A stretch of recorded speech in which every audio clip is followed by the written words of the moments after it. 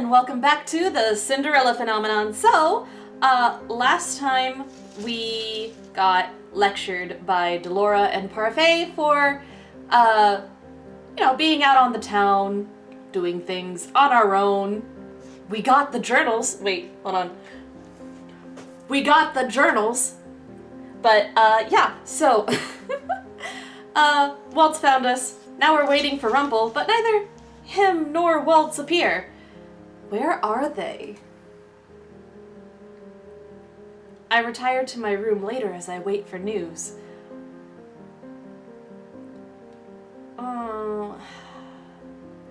We haven't really gotten any information about what's going on in the castle, except for I think that the coup was defeated.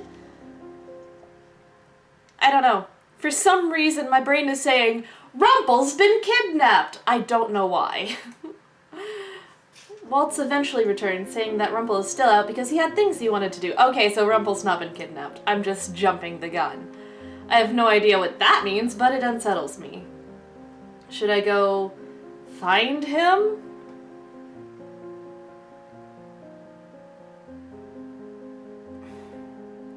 I don't know, dude!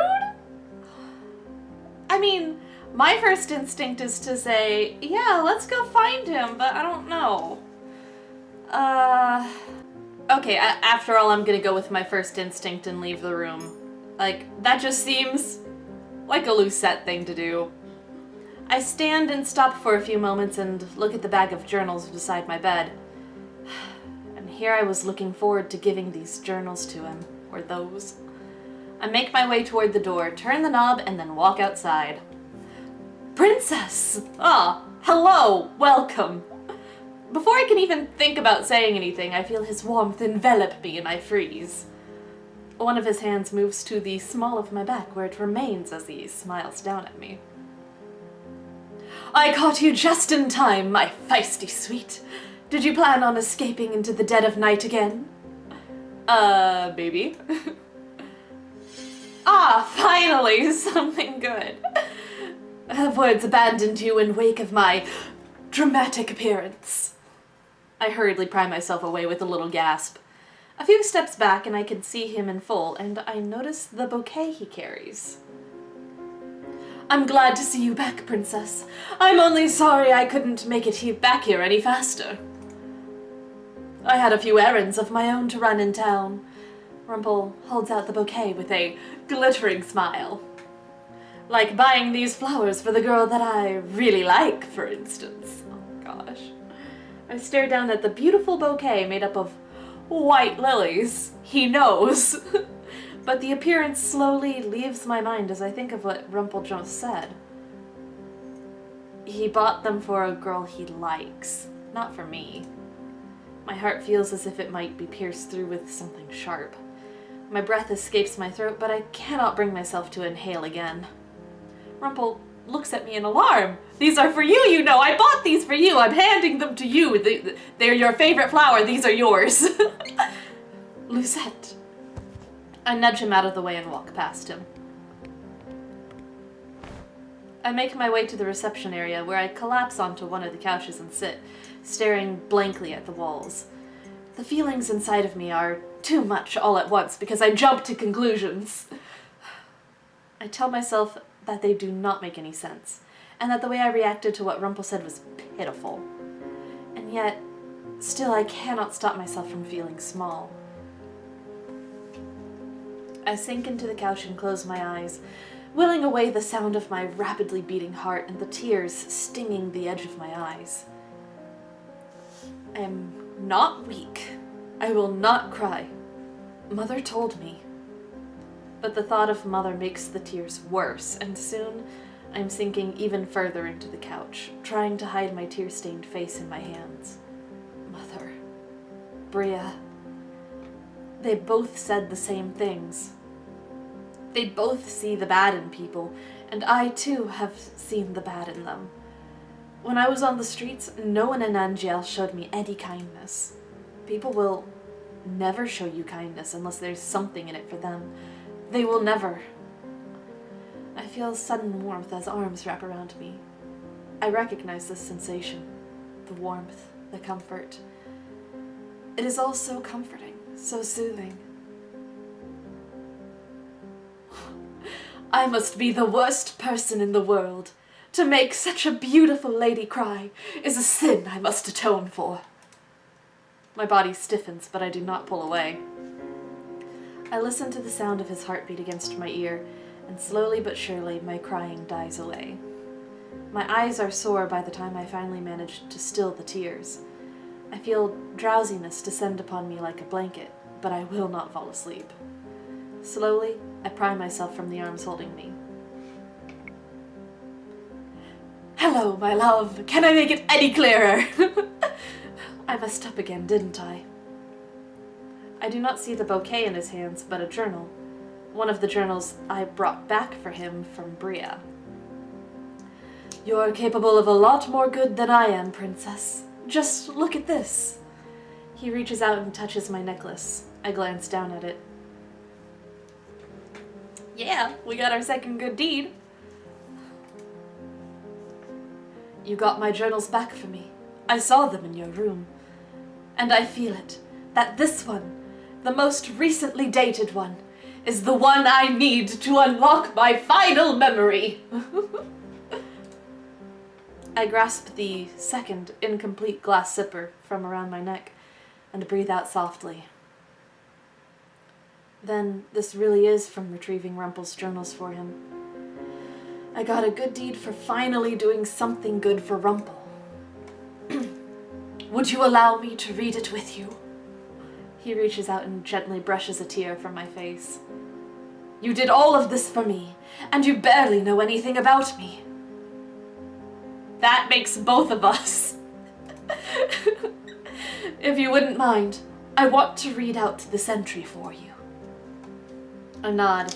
Even though I should be shaking my head, even though I should still be hurt, I cannot stay mad at Rumple. On this night, I am a poor man. Everything that is precious to me has been stolen away by the witch. Rumple's voice catches in his throat as he stares at the words. I look over his shoulder at the journal.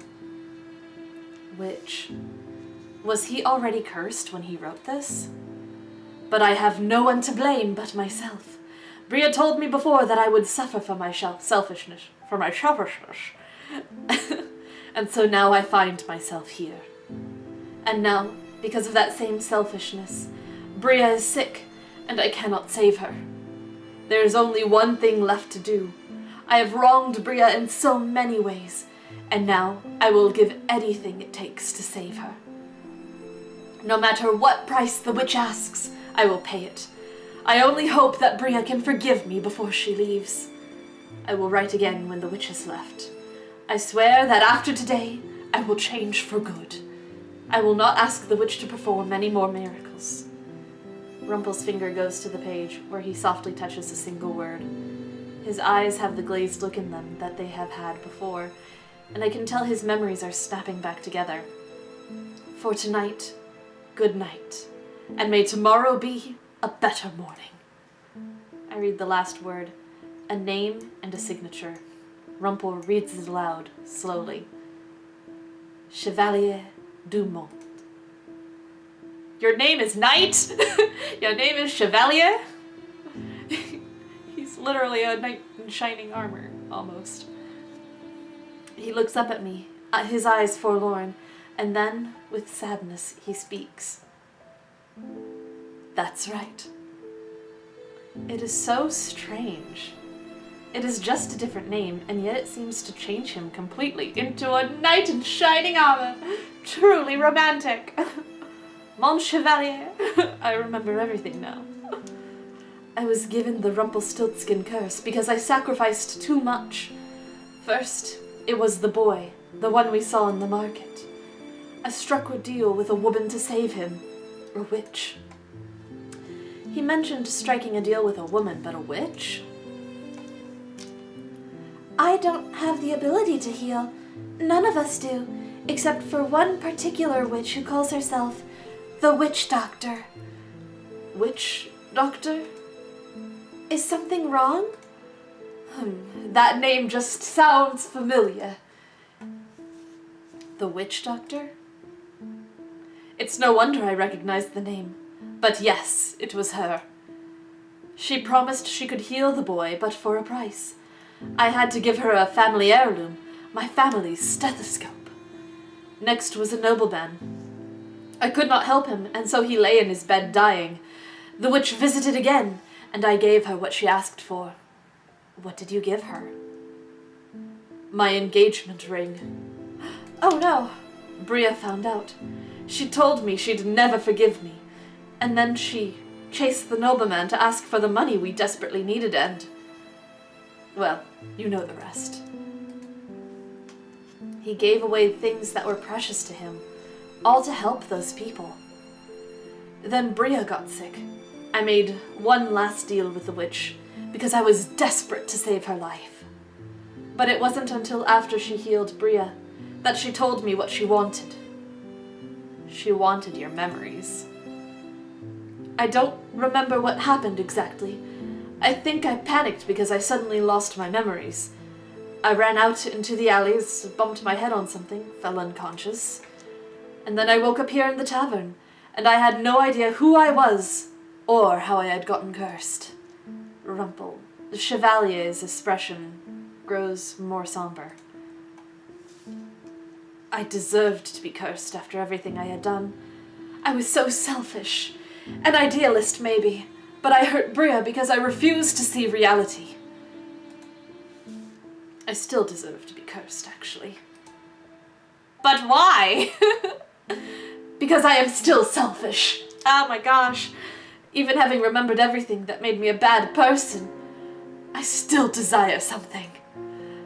Someone I shouldn't have. My heart plummets again as he looks at me.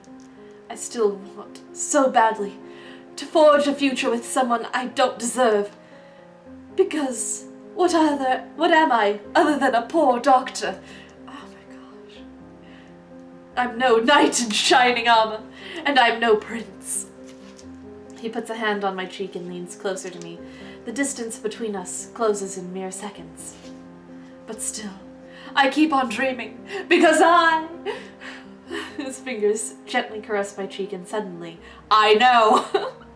I know what he is going to say, before he even says it! I love you! Haven't I made it obvious by bringing you flowers and giving you chocolate and being obnoxious? And even saying, I love you. By love, when he came to hug you. This is not hard, Lucette. But I'm not... Whether you are Rumple or Chevalier, you are the same person. You do not need to be a knight or a prince. He accepted me for who I was, and he still does. Mother told me that humans were untrustworthy, but... Chevalier smiles at me as he puts his other hand on my back and pulls me closer. His smile is so genuine and so gentle, the same smile I have grown to love. Ah, the kiss! Whatever words I had been meaning to say die in my throat as he leans forward and gently places his lips on mine. I feel more grounded than I have ever felt before, but I also feel like I am flying. Yay, kissing, first kisses. You're 17. Dancing queen, young and sweet, only 17. I don't know why that came into mind just then. Oh well. I set my hands on his chest and flex my fingers into his shirt. He's 24! Remember that, guys! He runs his fingers gently down my face and then down toward the length of my neck. The kiss feels too short, yet I'm still breathless when Chevalier pulls away from me, just enough so that I can see his 24-year-old eyes. I love you, my sweet princess. For your smile, for your laugh, for the way that you look out for other people. You're bold and feisty, and you remind me of a firework. Oh gosh, I can't remember the tune to the fireworks song. Baby, you're a firework, watch the colors burn. cannot sing that properly. My nose! You are beautiful, inside and out. The compliment warms my heart in a way that makes me feel like it might be melting. He reaches behind him and holds out the bouquet from earlier. This is yours! Take it! These are for you. You like lilies, don't you? I take the bouquet from him and bring it to my 17-year-old nose. These have always been my favorite flower. How did you know? Chevalier grins at me, and it is so similar to his previous smiles that I know he must not have changed. The first time I gave you that white chocolate flower, your eyes lit up. I figured out that Chevalier was perceptive before, but the bouquet in my hands feels all the more meaningful now. Princess, I swear that I want to try and change. For you. You should do it for yourself too, you know. Myself? You should spoil yourself more too. You always give to others, but you don't take for yourself. Now you know what you did, you can change things. If Bria can, then so can I. Bria? I went and spoke to her when I was in town today, while I was getting the bouquet as a gift for you. We had a talk about moving on. I didn't understand it fully, and I don't think she did either, but we've both agreed that we should. So I'm going to change what I can, Princess. And I promise that I'm going to help you break your curse, just as you helped me break mine. All the good things I've done are for you. That's true. But you've done a lot of other good things too, even if they may not be big enough to count for your 3 good deeds. It just so happens that your curse is very picky. Good things, even though I'm still curt and say more hurtful things than not. I finger the necklace at my neck and thought, maybe Chevalier is right. Maybe I have changed, and it is a good change. I sit close to Chevalier as the night goes on. He tells me a little bit about his past, and I tell him about mine. About Mother and the palace. The night is not one for advice, just listening.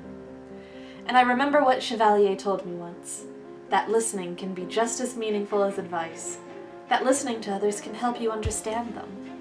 And he was right. Woo!